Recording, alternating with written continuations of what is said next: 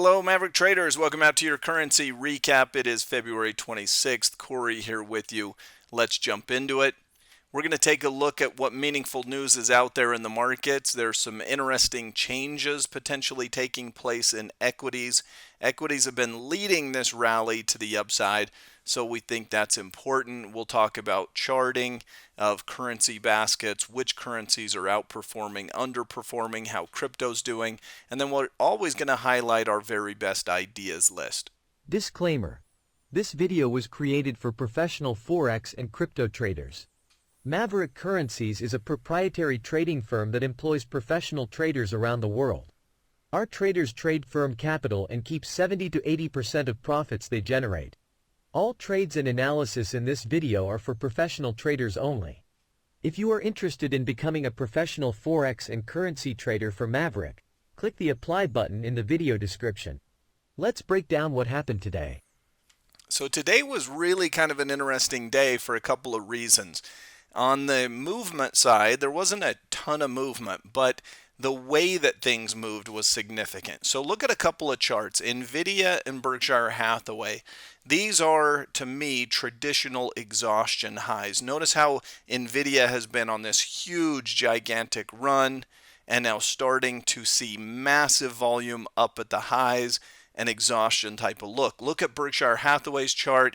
Again, similarly huge run, big gap higher today to really take the short sellers out. They were scrambling, covering their shorts in a full-fledged panic. They're the final buyers, and then look at how it gave up the ghost and finished down on the day. So this is how exhaustion highs work, and these are leadership names, really, really big corporations leading this equity rally. I think the market as a whole is basically now in that exhaustion phase, and there should be a pretty good size decline, a pretty good size consolidation upcoming. So I think equities are tired, exhausted, and likely to back and fill. JP Morgan CEO Jamie Dimon, cautious about everything, says there are still some big hurdles to jump over before we have a full-fledged soft landing. As we look at the price performance, it was kind of interesting. Currencies were also a little standoffish, kind of saying, we're not seeing the risk taking here. We're going to play it a little more defensively. You had the weakest performers, the Aussie and the Kiwi. Those are risk on currencies, and they just were not performing. I think there's more to go. We've been highlighting them for downside trades. I think that continues for the foreseeable future. Today, crypto still held up pretty well. Oil had a nice day, up 1%. Everything else finished flat. But I think underneath the surface, there are bigger problems within equities. So if you look at crypto, Bitcoin is broken out again. They're really, really nice looking charts. We have consolidated. We have broken out again. You really can't poke holes in the charts. They are looking good. The trend is still to the upside. Now, sentiment-wise, in terms of equities, I think we're going to see a good size correction. So I'd rather sell and get more bearish up at what I feel is the high. I don't usually try to quote unquote pick a top because, trying to predict those things is just a fool's errand most of the time. But if you have a lot of things all coming together at the same time where you can check a lot of boxes, then it might make sense to do so. And I think that's where we're at. So I've been watching, waiting, anticipating for this big, explosive rally. We've been talking about watch for signs of exhaustion. It's not so much in equities. Now, sure, we had kind of an exhaustion gap and whatnot, and now we're backing off of that. But if I take the bigger names, Apple underperforming, Nvidia and Berkshire getting exhausted, you'd have to have a whole new influx of capital chasing equities higher, and it would have to broaden out to a lot of other names. I just don't see it. So I think this is a perfect spot to really get less bullish on equities and on risk taking generally. Now, this week we've got the RBNZ with their statement on rates. They're expected to stay unchanged at 5.5%. No surprise there if and when they do just that. Preliminary GDP is expected to come in at 3.3% this week.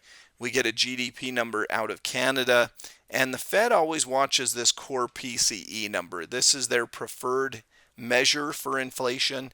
Inflation is still out there. It's still a concern. It's still a very big thing that the Fed has to deal with. So I've certainly not been on board with aggressive rate cutting, but if rate cuts are going to come, it's going to first be preceded by a market decline and an economic slowdown. And I think that's the phase that we're in. So we had a nice rally to start this year, a booming rally in many ways. This is a great spot to get more cautious. If we highlight areas of interest, I mean, you'd still, just from a technical standpoint, have to be more bullish on crypto.